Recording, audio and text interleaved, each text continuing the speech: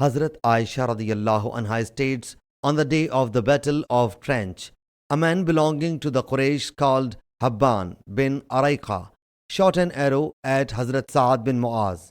This arrow hit one of the van of Hazrat Sa'ad radiyallahu anhu. Allah's Apostle sallallahu alaihi wasallam got a tent pitched for him in the mosque and would visit him from the nearby place.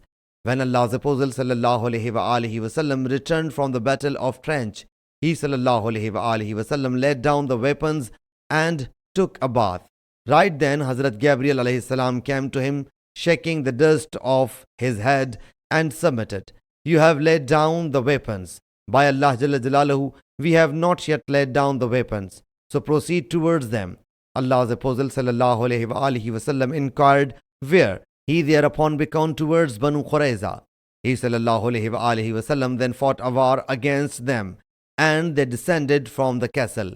At the behest of Allah's Apostle sallallahu alaihi wasallam, Allah's Apostle sallallahu alaihi wasallam referred the decision about them to Hazrat Sa'ad radiyallahu anhu. He submitted, "I decree that their combatants should be killed, their children and women should be held captive, and their wealth should be distributed."